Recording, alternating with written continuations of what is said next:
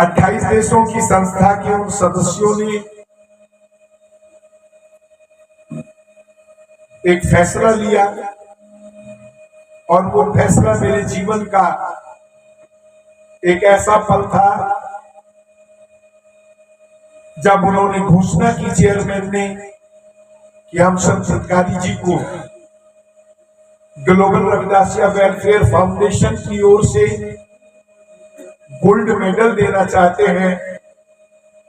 तो बंधुओं में आपको सत्य बता रहा हूं, जब वो मेडल लेकर के मेरे सामने आए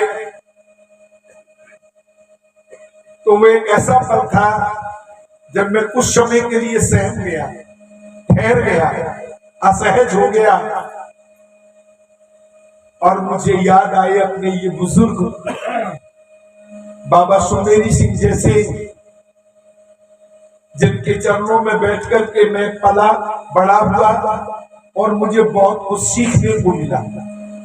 वो अलग बात है कि मेरे पे साधु का चोला है, मैं इस घर में गुरु के रूप में जाना जाता हूँ और यह परिवार मेरे को नमस्कार करता है, ये अपनी मर्यादा निभाता है, लेकिन मैंने अपने बुजुर्गों का मान बढ़ाने में कभी कभी नहीं चूकी।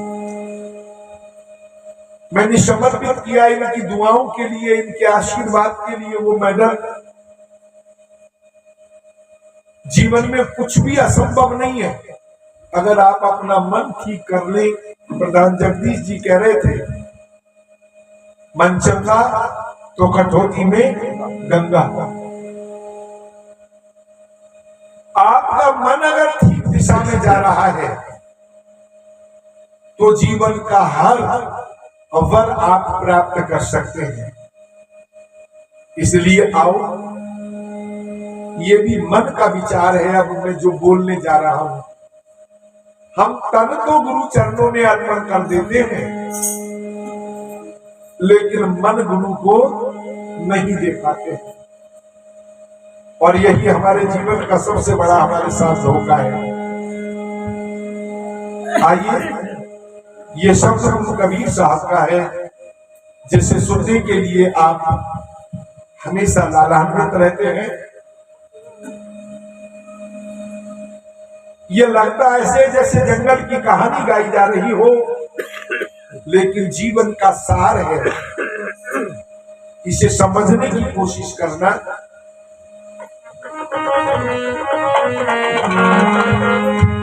जिनके हाथ में माइक है वो माइक से सहयोग करेंगे, जिनके नहीं है भैया वो मेरे साथ बुलवाओ, पलोटी मार के बैठो आराम से, कुर्सी ले लो, इधर आ जाओ, उधर मेरे पास आ जाओ, कुर्सी ले लो अगर घुटने में परेशान हो रहे।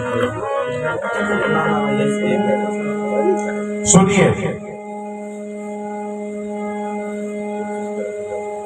मैना ने मैना कही ग्राहक लागे 20, मैंने बकरे ने करी आनो कटाया शीश। फकत बकरे ने कहा मेरे सिवा कोई नहीं, मैं ही मैं हूँ इस जहां में, दूसरा कोई नहीं। मैं को जब तर्क की नाव सुमहा बेअसाब ने, फिर दी जल कर छुरी गर्दन पे तब कसाब ने। हारो मास जो कुछ भी था बकरे की उस मजार में, कुछ लुट गया कुछ फिक गया, कुछ बिक गया बाजार में। सिर्फ आते रह गई मैं सुनाने के लिए, आया धुना ले गया धुन की बनाने के लिए। जब चोट सोटों की पड़ी आते यूं भिमराने लगी, मैं की जगह पर तू ही तू की फिर सदायाने लगी। एक छोटा सा पक्षी होता है, उसकी जुबान से एक शब्द निकलता है मैना मैना मैना। इस कारण उसका नाम लोगों ने रख दिया मैना। और एक बहुत बड़े आकार का जानवर होता है, उसके मुख से निकलता मैं, उसका नाम है बकरा। मैना को बेचने वाला बहेलिया जब बाजार में ले जाता है मैना को पिंजरे में बंद करके, तो उस पे 20 ग्राहक लग जाते हैं। महंगे मोल खरीद कर अपने आंगन में ला करके उसको अपनी दुबाड़ में टांग लेते हैं, देख रेख करते हैं, उसकी सेवा करते हैं। और वो जो बकरा है, वो जो मैं उसको कसाई खरीद लेता है। ये गुरु कबीर साहब का वचन है। मैना ने मैना कही ग्राहक लागे 20, मैं बकरे ने करी आन कटाया शीश। फकत बकरे ने कहा मेरे सिवा कोई नहीं, मैं ही मैं हूं इस जहां में, दूसरा कोई है नहीं। मैं को जब तर्क की ना महाबे असाब ने, फेर दी जलकर छुरी गर्दन पे तब कसाब ने। हाड़ मांस जो कुछ भी था बकरे की उस मजार में, कुछ लुट गया, कुछ बिक गया, कुछ बिक गया बाजार में। अब सिर्फ आते रह गई मैं सुनाने के लिए, आया धुना ले गया धुन की बनाने के लिए। जब चोट सोटों की पड़ी आते भिन्नाने लगी, मैं की जगह पर तू ही तू की फिर सदा आने लगी। आजकल तो मशीन के द्वारा रुई धुनी जाती है। पहले धुना एक काठ के यंत्र के ऊपर बकरे की सूखी आंख को लपेट करके डंडाओं की चोट मारता था और रुई को धुनता था। आओ शब्द सुने।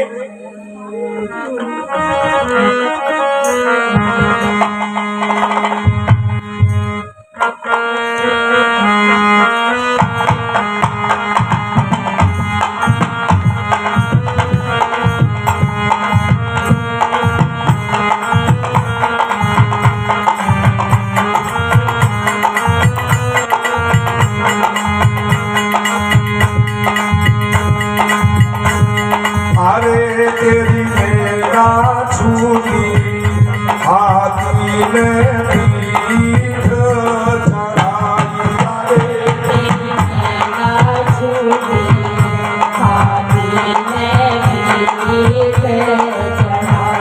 अरे तेरी मेरा छूटी हाथी ने पीठ चढ़ाई।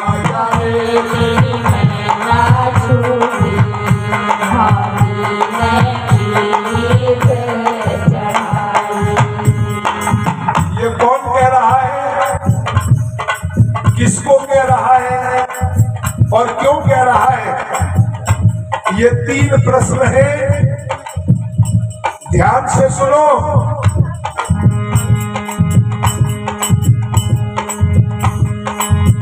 बकरी एक गडरिया की हेड़े से बिछुड़ गई, आफत काल विपत गिरे बारी, एक झाड़ी में पहुंच गई।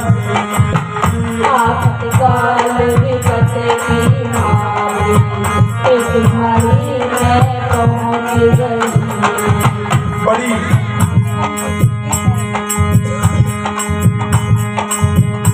सुंदर कहानी गुरु कबीर जी महाराज ने समाज के बीच रखी। बियाबान जंगल में गडरिया के हेड़े से एक बकरी बिछुड़ जाती है।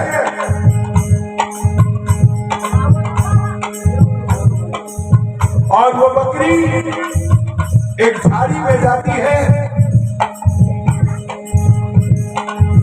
बकरी एक गडरिया की हेड़े से बिछुड़ गई, आफत काल विपत की मारी, एक झाड़ी में पहुंच गई। आफत काल विपत की मारी, एक झाड़ी में पहुंच गई। छोड़ो पे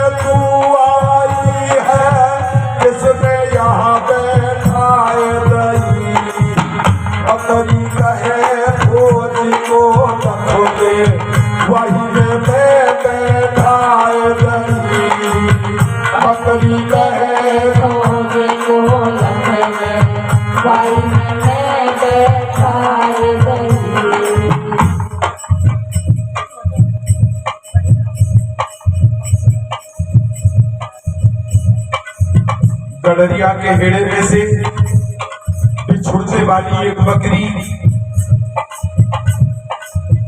अपने आप को अकेला समझकर प्राणों की रक्षा हेतु एक झाड़ी में पहुंचती है। वहां पर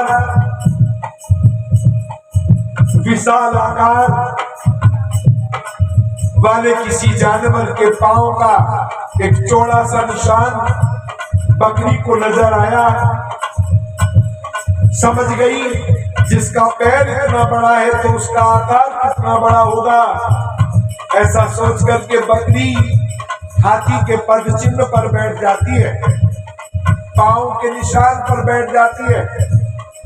बकरी एक गडरिया की गांव हेड़े से बिछुड़ गई, आपातकाल विपत की मारी एक झाड़ी में पहुंच गई। चौड़ों पैर देख हाथी को बकरी वहां में बैठ गई। बैठी देख लई जब बकरी तब भेड़िया की नजर गई। अचानक झाड़ी में से एक भेड़िया निकल कर आया और बकरी के सामने आकर खड़ा हो गया और कहने लगा, कौन है तू और कौन है वो जो तुझे यहाँ बिठा के गया है? जानती नहीं इस बियाबान जंगल में अकेले घूमने का परिणाम क्या निकलता है?